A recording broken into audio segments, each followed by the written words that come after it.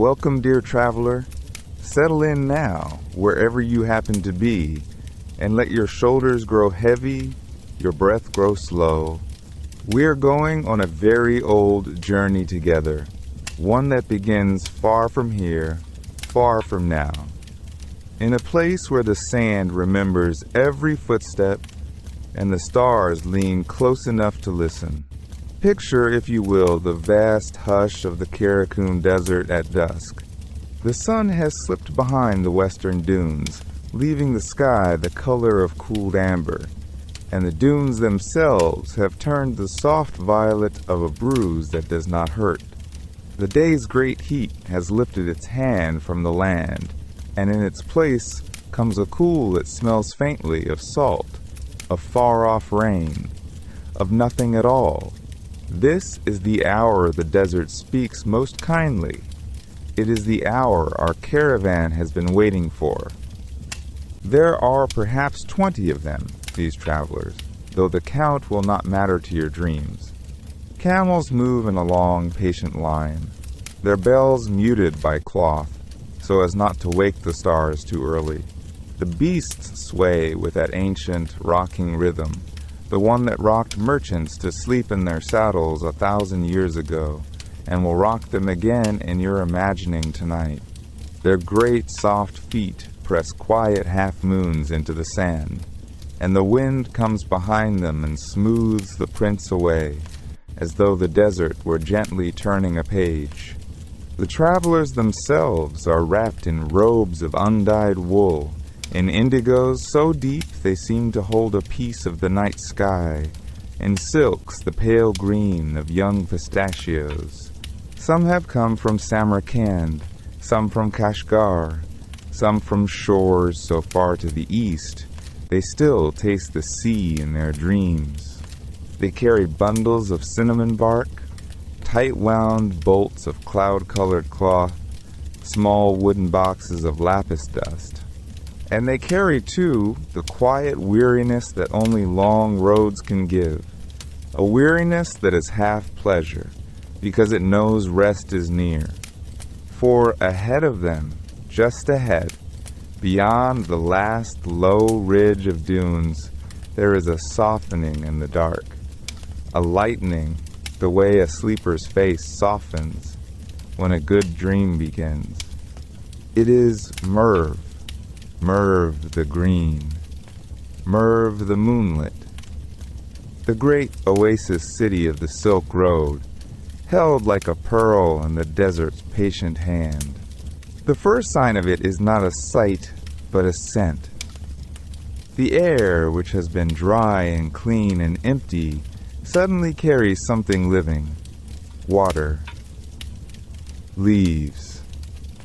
The green breath of poplars, and the warm sugar of ripening figs. One of the camel drivers lifts his chin and smiles into his beard, because he has smelled this smell since boyhood, and he knows exactly how many more steps his tired feet must take.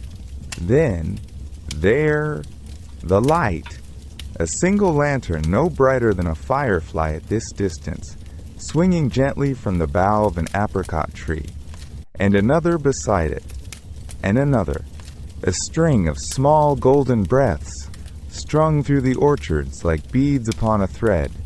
They mirror themselves in the still waters of the irrigation channels, so that for each lantern above there is a twin lantern below, trembling softly, keeping its own quiet company. The moon, meanwhile, has risen, a great round moon, silver as a new coin, polished by the clear desert air. She lays her light upon the orchards, and the low mud-brick walls, and the domed roofs of distant caravanserais, and everything she touches turns the pale, forgiving color of milk. The travelers pull down the cloths that have covered their faces against the day's dust, and they breathe, simply breathe, in and out, in the old way, the slow way, the way your own breath is beginning to slow, just a little, just now. And then, as the caravan passes beneath the first archway of trees, A new sound finds them. Not loud, not startling. A gentle, layered hum, low as a cat's purr, rising and falling in the warm pockets of air between the leaves. It is the bees, the famous bees of Merv, coming home to their hives as the night falls, tucking themselves into straw baskets and hollow gourds and clay pots sweet with 1,000 summers of honey. Their hum is a lullaby older than the city, older than the Silk Road, older, perhaps, than language itself. The travelers slow their camels. They do not speak. They have arrived, and they know it, and so do you. Here, in the moonlit oasis of Merv, where honey becomes wine, and wine becomes story, our tale is about to begin. Step now, very softly, beyond the inner walls. The path is older than the city that surrounds it, worn smooth by sandal and slipper, and the slow, patient feet of camels who know the way home. A wooden door waits at the end of the lane, low and weather-silvered, set into a wall of sun-baked clay. It opens without a sound, as if it has been expecting you for a long, long while. Inside lies a valley you would never guess was here. It is not large, this hidden bowl of green. A man could walk its length in the time it takes the moon to slip behind a single cloud. Yet within its sheltering walls, a whole gentler world unfolds, hushed and self-contained, like a lullaby kept in a wooden box. Date palms lean inward as if listening. Pomegranate trees, heavy with crimson lanterns, droop their boughs above narrow channels of running water. The water sings to itself in a low, uninterrupted murmur, the oldest song the oasis knows. And everywhere, threaded through the leaves, there is the warm, golden hum of bees. They are settling now, drowsy with the lateness of the hour, drifting home in slow spirals to the rows of clay hives stacked along the southern wall. Each hive is a smooth ochre cylinder, hand-shaped by potters who lived 100 summers ago, fired in kilns whose ashes have long since blown away. Their grandchildren still tend these same vessels. Nothing here is in a hurry. Nothing here ever has been. A woman steps out of a low doorway and lifts her hand in greeting. Her name is Anahita, and she has lived in this valley all her life, as did her mother and her mother's mother, in a soft, unbroken thread that reaches back farther than any written page. Her sleeves are rolled to the elbow. Her hands are stained the warm amber of long acquaintance with honey. When she smiles, the small lines at the corners of her eyes deepen like the rings of a tree that has known many quiet seasons. Behind her comes Tursun, broad-shouldered and slow-spoken, descended from the Turkic riders who long ago traded their saddles for the patience of a beekeeper, and from the cool dimness of the Cellars steppes emerges Farak, a Sogdian by blood, his ledgers tucked beneath one arm, his fingers darkened by the ink of careful accounts. 3 families, 3 peoples, 1 craft. They have stood together in this valley for so many generations that no one quite remembers when the joining began. It is simply how the honey is made now, and how it has always been made, in the only way it can be. For their craft is not one tradition, but 3 braided gently into one, like the strands of a child's hair before sleep. For their craft is not one tradition, but 3 braided gently into one, like the strands of a child's hair before sleep. From the Persians, who have lived along these waters since the days of fire altars and singing reeds, comes the deep knowledge of fermentation, the understanding of how patience itself is an ingredient. They know the slow turning of sugar into spirit, the secret breathing of clay jars buried in cool earth. They taught the oasis to wait, From the Sogdians, those great wanderers of the Silk Road, whose caravans once stitched together half the known world, comes the alchemy of spices, cardamom from the south, saffron from the western mountains, tiny dried roses gathered in the cool of dawn, a whisper of musk, a breath of rosewater, the faintest dust of crushed pistachio. Each addition is measured by feel, never by scale, for the recipe lives only in memory, passed from mouth to ear in the long, quiet hours between harvest and pressing.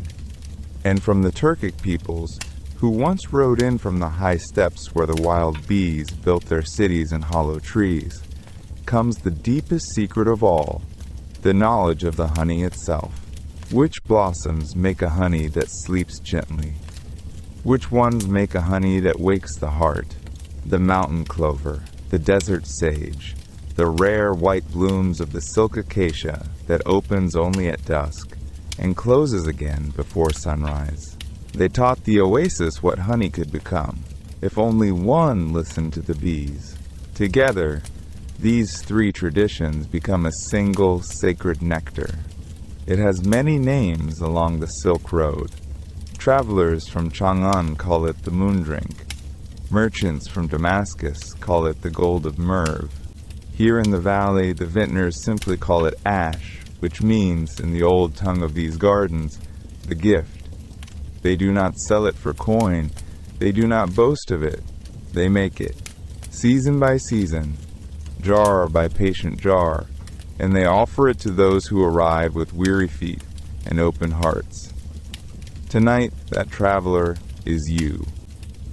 So come a little closer now, traveler, and let us walk together into the hush before dawn, when the desert sky is the color of old silver and the stars are just beginning to forget themselves. The oasis of Merv is still sleeping.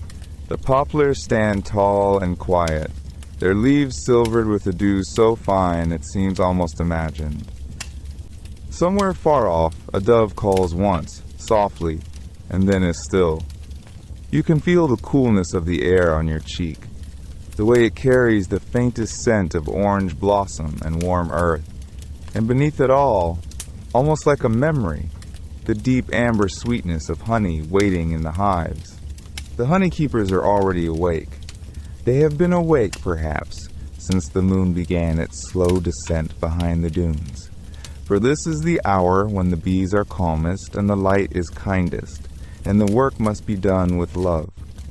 They move through the gardens in slow procession, veiled in soft indigo cloth that has been washed 100 times until it feels like the petals of an iris. Their faces are hidden, but you can tell, by the gentleness of their steps, that they are smiling. They carry woven reed baskets on their hips.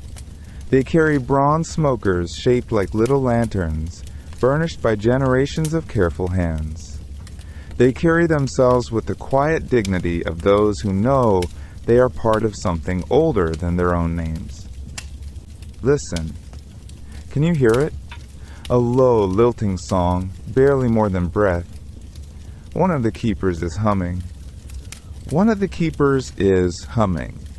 Another joins her, and then another, until the whole grove is threaded with a melody so soft it might almost be the wind itself. This is the old lullaby, the hive song, the tune that has drifted between the almond trees since before anyone can remember. They say Alexander's soldiers, riding hot and road-weary into this very valley long ago, heard these same notes and laid down their spears in astonishment, because a song that could calm 10,000 bees could surely calm the heart of a tired warrior too. The melody has no hurry in it. It rises and falls like the breath of a sleeping child. It is the sound of patience, poured out in gentle notes. The keepers kneel before the first hive. It is a clay cylinder, honey gold in the early light, sealed with beeswax and braided straw. They do not rush. They never rush. One of them lifts the bronze smoker and lets a thin curl of scented smoke drift upward. sweet with rosemary and dried sage from the highlands. The bees, roused so softly they hardly know they are roused, begin to hum a drowsy, contented hum, a low note that feels like warmth spreading through a tired body. It is the sound of trust. It is the sound of 1,000 small wings saying, "Yes, you are welcome here." With hands as steady as still water, the keeper reaches in. She does not tear. She does not grasp. She slips her fingers along the seam where the comb meets the clay, and with a whisper of movement, lifts free a single golden panel, dripping slow and luminous. The honey inside is dark as sunset, threaded with pale wax the color of candle flame. She holds it up for a moment, as one might hold a newborn, and the light catches it, and for an instant the whole grove seems to glow from within. Then she lowers it gently into the reed basket, and the bees, unbothered, carry on with their ancient dreaming. There is a code to this work, you see. A code older than the minarets of Merv, older than the Silk Road caravans, older than the names of the kings who once drank from these cups. The code says, take only what is given. Leave more than you take. Never strike, never startle, never grieve the hive.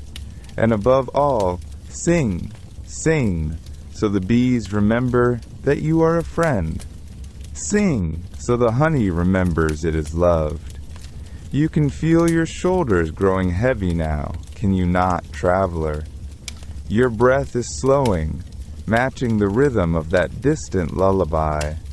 The indigo-veiled keepers move from hive to hive in the hush of the growing dawn, gathering the season's gold in baskets woven by their grandmothers, and the grove exhales its sweet scented air, and the orange blossom breeze lifts itself once, gently, and settles again. Everything here is soft, everything here is old, everything here has been waiting patiently for you to arrive. And so you follow that patience now, deeper still, past the orchard's last whispering branch, past the low hum of the evening hives, toward a doorway set into a hill of pale, sun-warmed stone. The door is cedar, silvered by 1,000 seasons, and it opens without a sound, as though it remembers every hand that has ever pressed against it. Inside, the air grows cooler, sweeter, heavier, the way honey itself is heavy, and you feel your shoulders lower, your breath deepen, as the world above gently closes behind you. This is the pressing hall, a great round chamber, carved long ago into the living rock of the Oasis, domed overhead like the inside of an overturned bowl.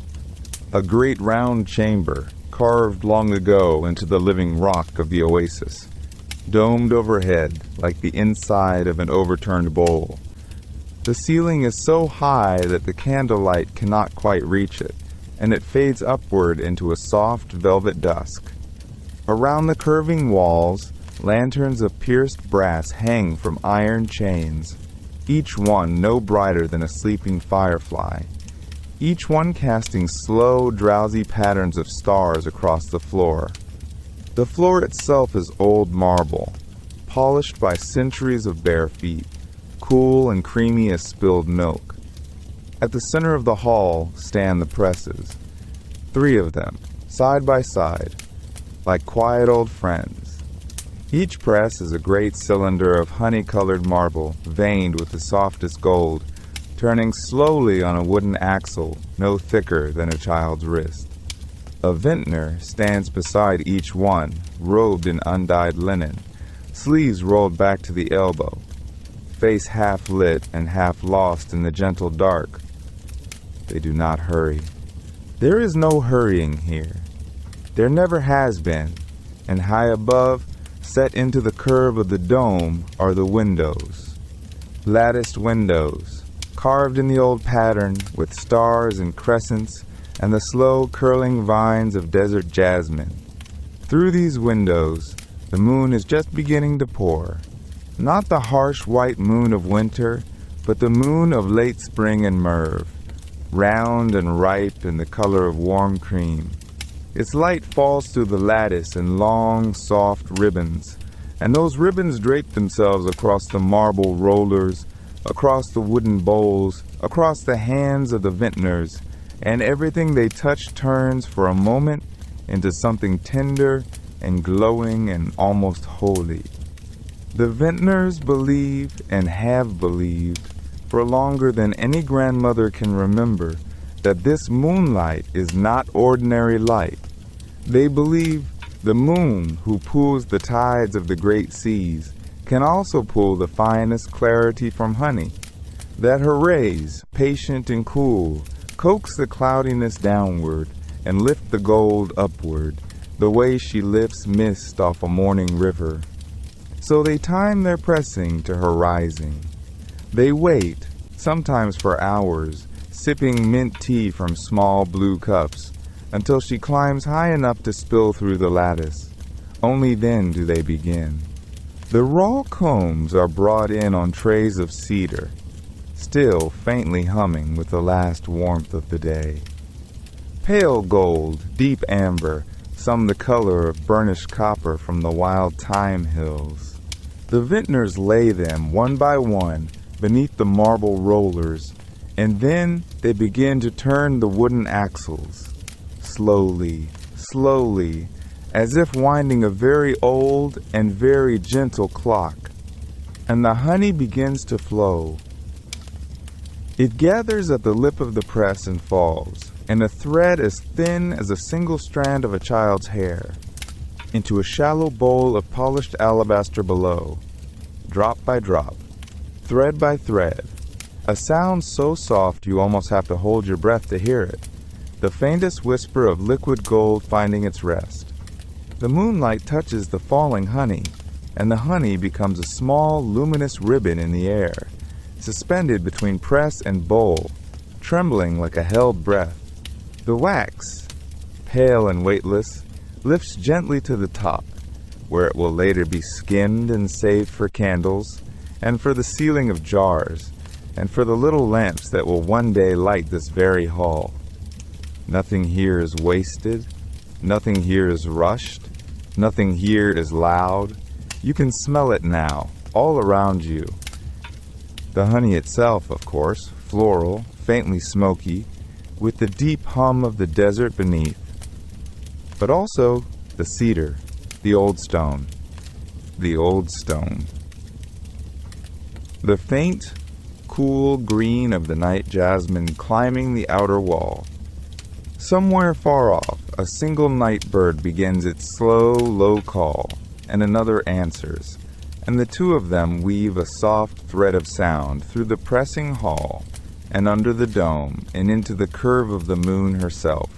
And you stand there in the doorway, held in this gentle, golden room, feeling the pull of a tide you did not know was inside you. And as you stand in that doorway, the tide of it turning slow inside your chest, one of the women notices you. She does not call out.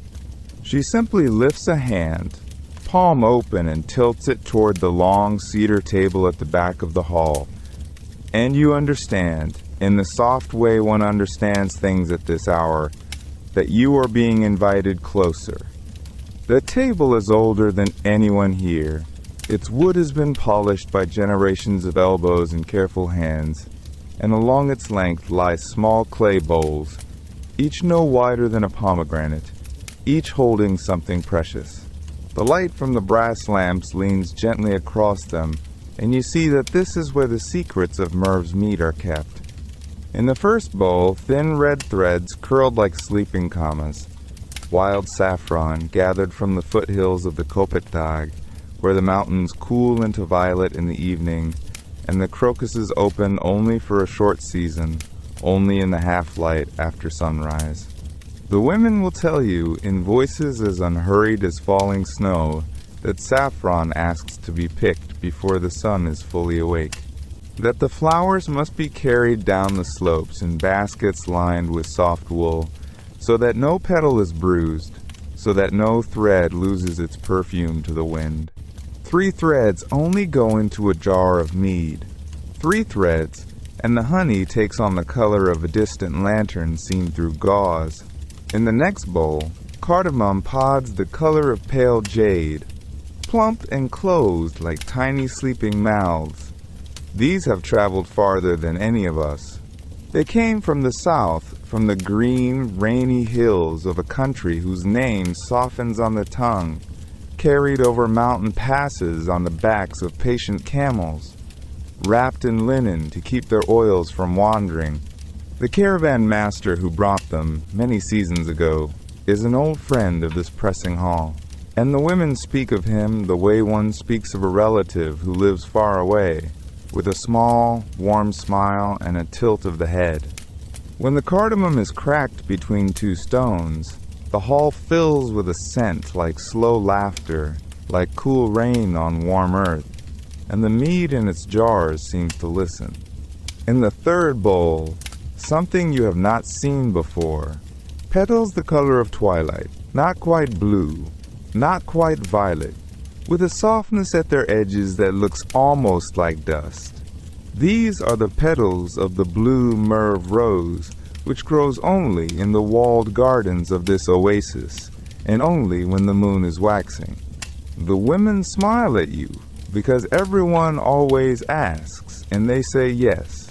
It is true, the rose does prefer a growing moon. No one can explain it. No one tries.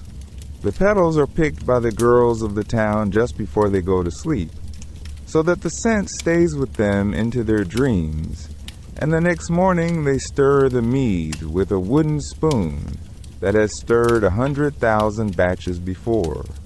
And behind the table, in a small alcove lined with dark cloth, sit 3 women who are older than the lamps themselves.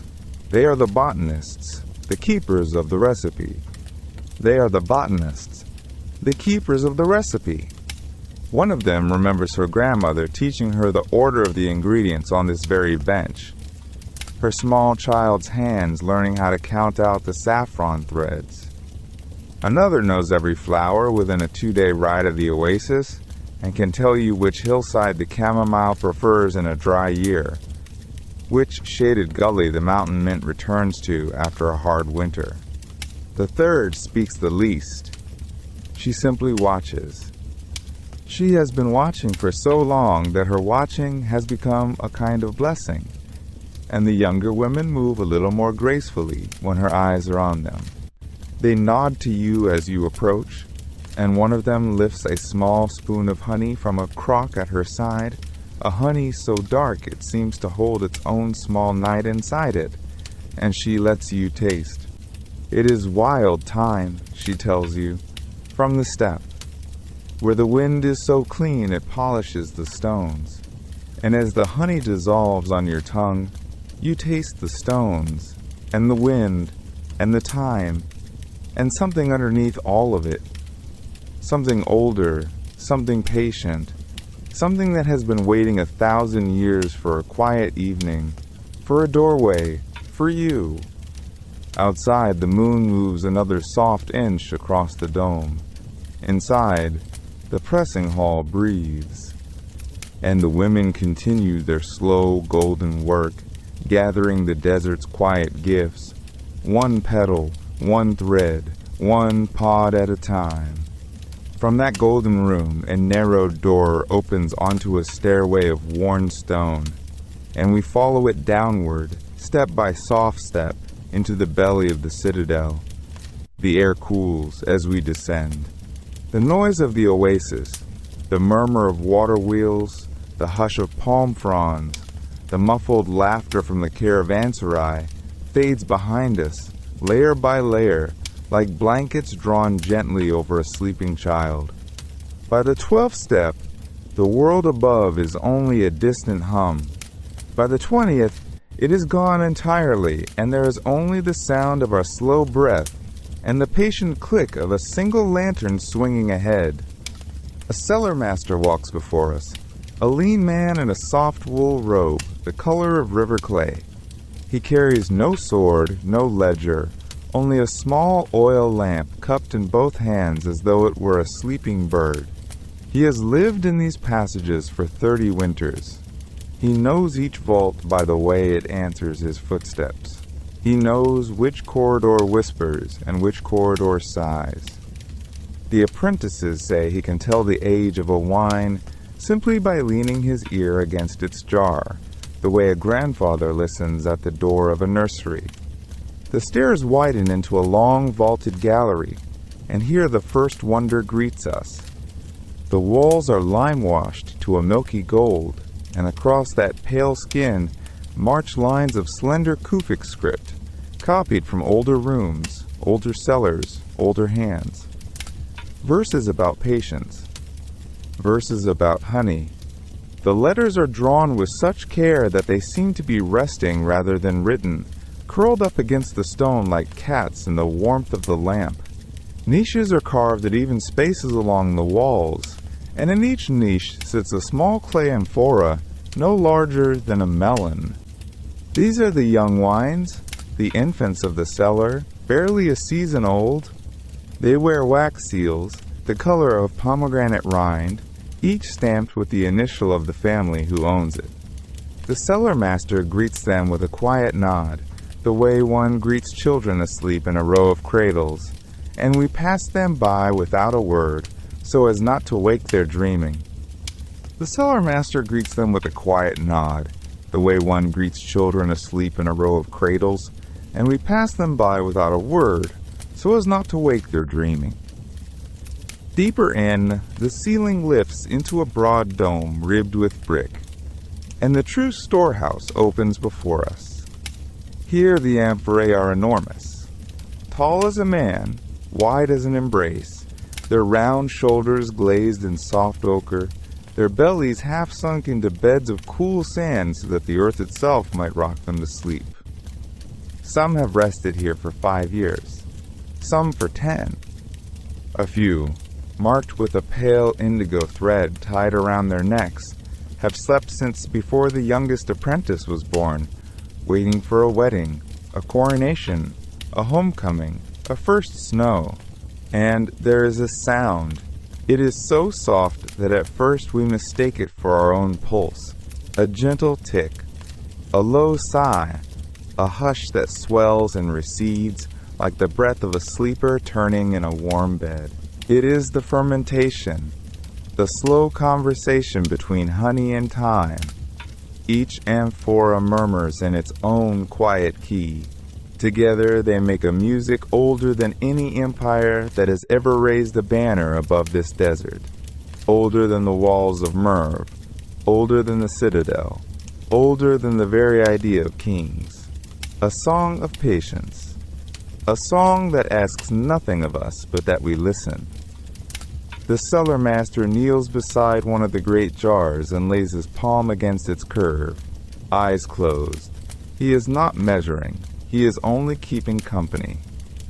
After a long moment he smiles, a small private smile, and whispers that this one is happy tonight, that it has found the note it was searching for, that by the next full moon it will begin to round and to soften, the way a long ache eases into ease. He stands, and the lamp swings, and the shadows of the amphorae sway gently around us like great round monks at prayer. There is nothing urgent here. There is nothing to decide, nothing to prove. The cellars simply do what cellars have always done. Hold the sweetness of a summer long past, and let it ripen into the gentleness of summers yet to come. We stand for a while in that low golden hush, and we let our breathing slow to match the slow breathing of the jars. In and out, in and out. Somewhere far above, the desert night continues its patient turning. Down here, time is already half asleep. And the honey wine, in its 100 cradles of clay, dreams on and on and on. And while the cellars sleep, The garden above them begins, very softly, to wake. It is spring in Merv. The almond trees have remembered how to blossom, one slow petal at a time, and the irrigation channels murmur with snowmelt that has traveled a long, quiet way from the mountains. In the old Vintners garden, beside a pavilion of carved cedar and blue tile, a low table has been set out beneath the shade of a plane tree whose leaves are still the pale, tender green of something newly born. On the table, there are small bowls. Not many. 7, perhaps 9, each one the size of a cupped palm, glazed the color of river clay at dusk, and beside each bowl, a folded square of silk, and a reed pen, and a little stack of paper thin enough to see the grain of the wood through. The guests arrive slowly. They always do. This is not a place where anyone hurries. First comes the old physician, with his long white beard combed smooth as river reeds, his sleeves smelling faintly of cardamom and pressed rose. First comes the old physician, with his long white beard combed smooth as river reeds, his sleeves smelling faintly of cardamom and pressed rose. Then 2 poets, one with ink still on the side of his thumb, the other carrying a small book he will not open. Then a woman known only as the keeper of the vines, though there are no vines here, only hives, and the word has simply always been used. Then a young apprentice, eyes very wide, who has been invited for the first time and does not quite trust that he is really here. They settle onto cushions. They do not speak at first. Speaking comes later, after the honey is spoken. The head vintner moves among them with a clay pitcher, cradled in both arms like a sleeping child. From it, he pours slowly, a thin golden stream into each bowl. The mead catches the sunlight coming through the plane leaves and holds it there, turning it the exact color of late afternoon in a month that does not exist on any calendar, somewhere between August and memory. No one drinks yet. First they lean down, each in turn, and breathe in. Just breathe. The physician closes his eyes. The young apprentice copies him, a half beat behind, and tries to name what he smells. Beeswax. Something like apricot. Something like the desert at night when the sand is still warm, but the air has already cooled. Something older than that, a sweetness with dust in it, as if the honey remembers not only this spring's blossoms, but every spring before. Then, at last, the first sip. Small, ceremonial, held on the tongue. The garden, for a little while, is entirely quiet. Even the fountain seems to lower its voice. When the poets finally reach for their reed pens, they write without looking at the page. One composes a line about the moon having drunk here first, long ago, and leaving the taste of its own patience behind in the wax. The other writes only 4 words, and then sets the pen down and smiles and will not say what they are. The physician speaks softly about humors and balance, about how this year's mead is cooler than last year's, more inward, better suited to calming a restless mind before sleep. He prescribes it, gently, to the evening air, as though the air itself were a patient he has known for many decades. Another sip, another silence, another small poem, read aloud now, in a voice so quiet the bees drifting past the pavilion do not even pause. A verse about a honey that tastes of the hour just before dawn, when the desert wind turns direction and forgets, briefly, which way it was going. A verse about blossoms that opened only once on a night no one thought to record, and whose entire memory now lives inside a clay jar, and inside this cup, and inside this single slow swallow. The young apprentice does not write anything. He only listens. His cushion is very soft. The plane leaves above him moved just slightly, just enough to shuffle the sunlight on his sleeve. He has forgotten, for the moment, that he was ever nervous. He has forgotten, too, what day of the week it is, and this is considered, in Merv, a sign that the tasting is going well. Somewhere beneath their feet, the cellars continue their long, patient dreaming. Somewhere above, the sky deepens by a single shade. And here, between them, in a garden that smells of almond and wax and warm clay, the poets lift their bowls once more, and the honey, quietly, kindly, goes on remembering for them. And here, between them, in a garden that smells of almond and wax and warm clay, the poets lift their bowls once more, and the honey, quietly, kindly, goes on remembering for them. From that garden of poets and patient cellars, the story now widens, the way a river widens as it nears the sea, and the honey that has slept so long beneath Merv begins at last to travel. It leaves quietly. That is its way. No fanfare, no trumpeting, only the soft groan of ox carts in the hour before dawn, when the stars are still a whole flock scattered across the cold blue, and the caravanserai gates open with a sigh of old cedar. The amphorae are lifted one by one from the dark, each one sealed with beeswax and a careful pressing of the vintner's thumb, each one wrapped in felt the color of desert dusk. They are laid into saddle panniers on the backs of kneeling camels, and the camels, wise and long-lashed, close their eyes, as though remembering the weight of honey from lives before. The caravans depart in 3 slow rivers. One bends southwest toward Baghdad, toward the marble courtyards of the caliphs, where fountains murmur night and day, and poets recline on cushions stitched with silver thread. One turns west and north toward Samarkand, through passes where the snow remembers every footstep for a season. And one, the longest, the most patient, sets its face toward the rising sun and the unimaginable distance of Chang'an, where an emperor waits in a palace so large that lanterns are lit in one wing before they are extinguished in another. Before the caravans depart, the scribes come.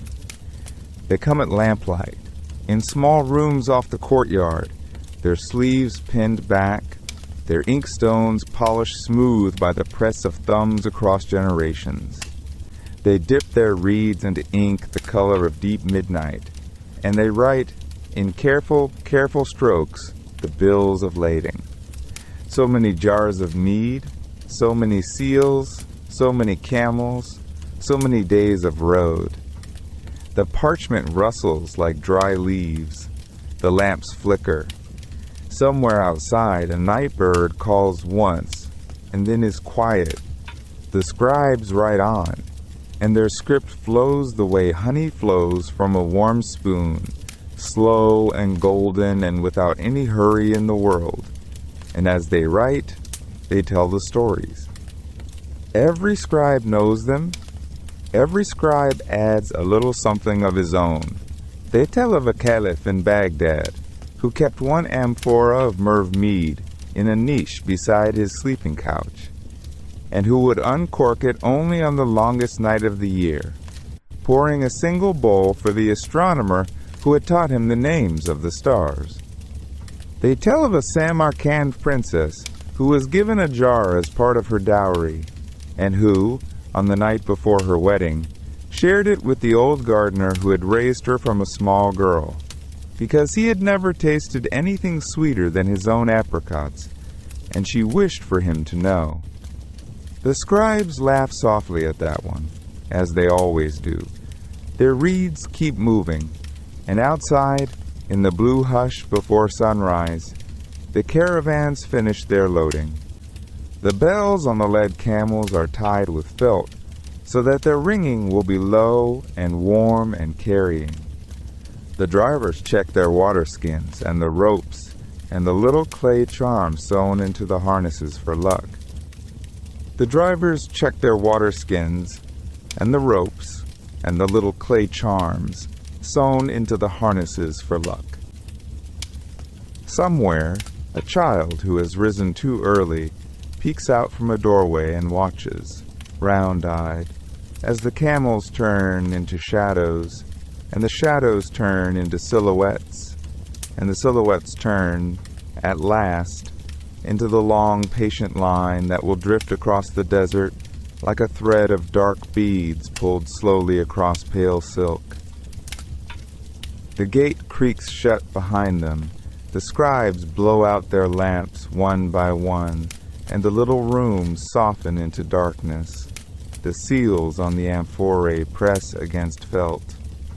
The honey inside each jar, so long asleep in its cellar, feels for the first time the sway and the step of a journey, and it does not wake.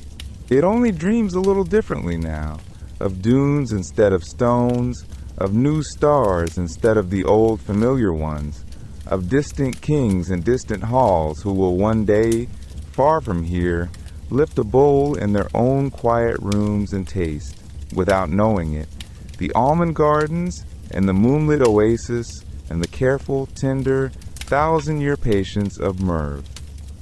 The caravan bells grow faint along the road, softer, softer, until they are no more than a memory stitched into the long cloth of the year. And while the jars travel outward, west toward the marble halls, east toward the jade courts, the oasis itself turns inward. It folds its hands. It lowers its eyes.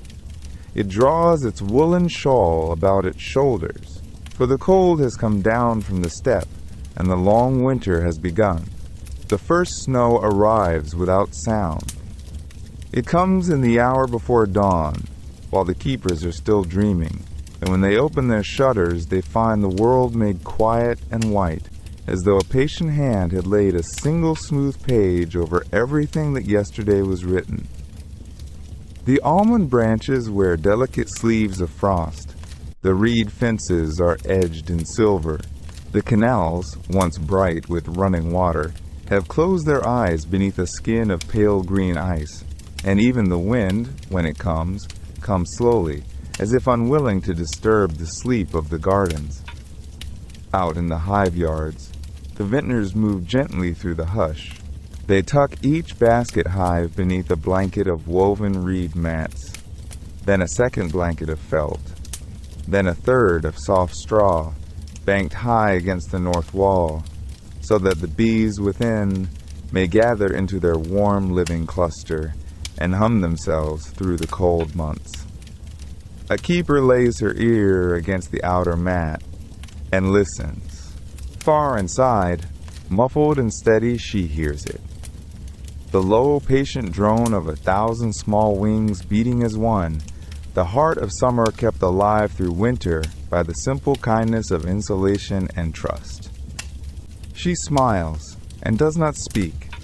She only brushes the snow from the top of the hive, as a mother might smooth the blanket of a sleeping child, and moves on.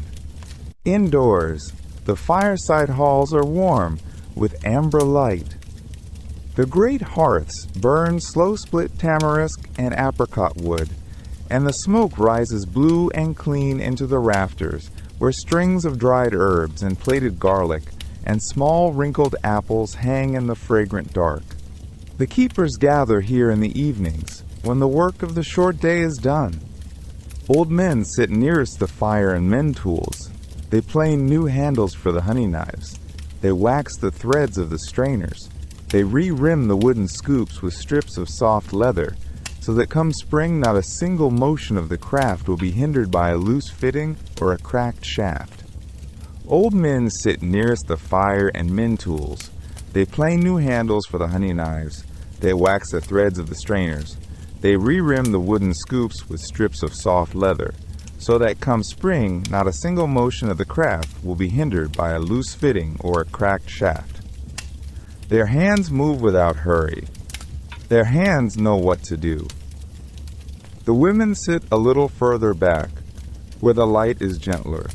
and they pour the year's new mead into smaller stoneware jugs for the household, flavoring some with rose petal, some with quince, some with the faintest breath of saffron from the autumn harvest. They talk in low voices, and they laugh quietly, and sometimes they sing old songs, slow songs, songs older than the oasis itself, with verses that have softened at the edges like river stones. And the children lie on sheepskins near the hearth, their cheeks pink with firelight, their eyes wide. For this is the season of stories. A grandfather takes a sip of warm mead, clears his throat, and begins to tell how the first swarm came to Merv, long, long ago, riding on the east wind from a land where the hills were made of honey and the rivers ran with milk. Another tells of a moonlit night when the oldest queen bee was seen dancing in a shaft of silver light above the orchard, and every flower she passed over bloomed twice the next spring. The tales grow longer as the night grows longer. The fire sinks to a bed of glowing coals. The children's eyes begin to close. Outside, the wind walks over the oasis. It moves along the frozen canal. It presses softly against the shuttered windows. It whispers in the bare almond branches, and in the thick felt of the hive coverings, and in the thatch of the cellar roofs, where the deep jars sleep on in their patient, dreamless way. The wind sings the same song it has sung for 1,000 winters, and the oasis, listening, does not feel lonely.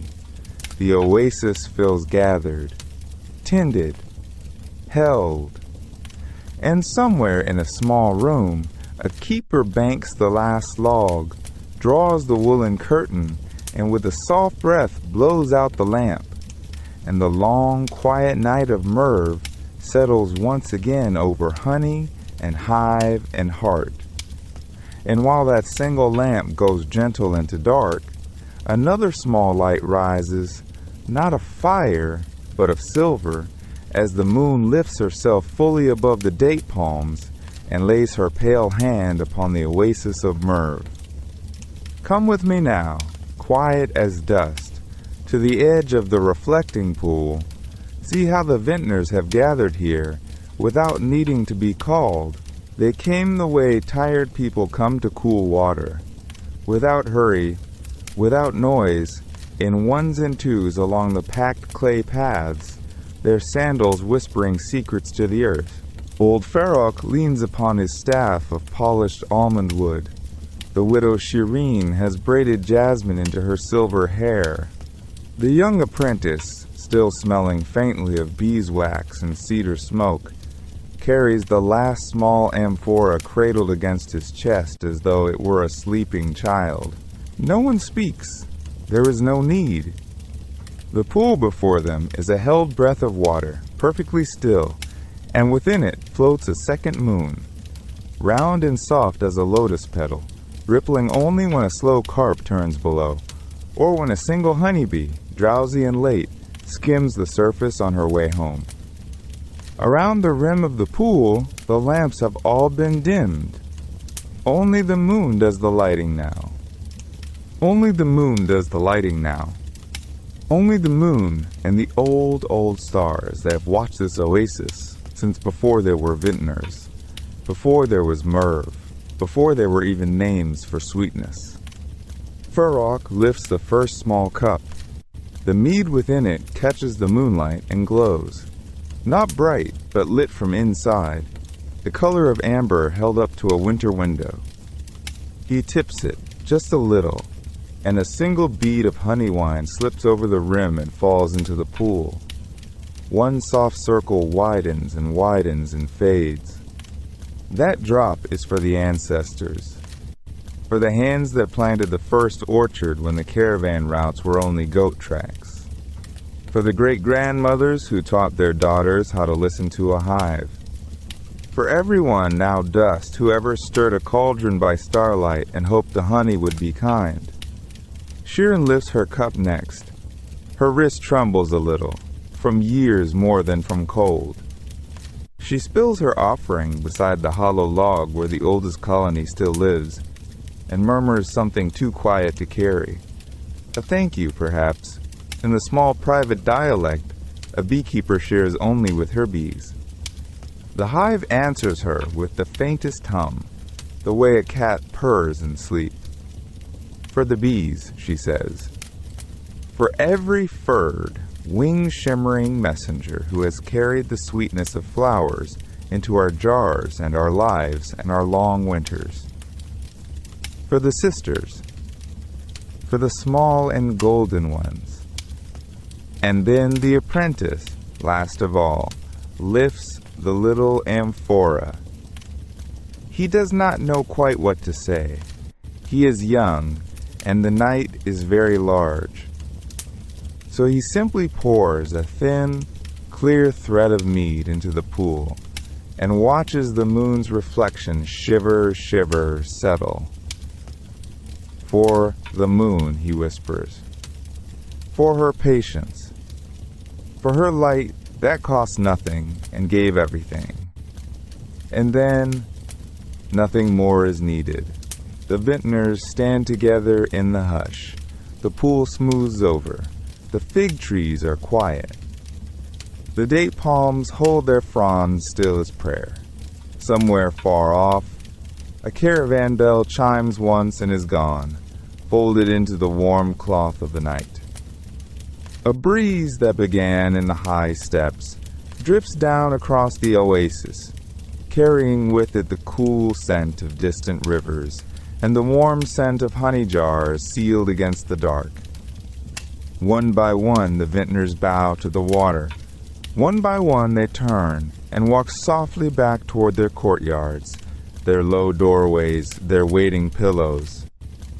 Their footsteps grow softer. And softer still. And here, at last, we let them go. Let the oasis keep its secret. Let the moon keep her vigil. Let the bees sleep curled in their warm hexagons, breathing in unison, dreaming of orange blossom and wild thyme. Let the honey rest in its earthen jars beneath cool stone, ripening slowly, slowly, through 1,000 more quiet years. And let you, dear listener, rest too. Let your shoulders soften. Let the day's small weights slip from your hands one by one, like beads of mead into still water. Somewhere, always, a lamp is being tended. Somewhere, always, a hive is humming. Somewhere, always, an old oasis holds a round moon in its cupped palm of water, and waits, patient and kind, for morning. Sleep now. The honey vintners of Merv bid you good night, and so, gently do I.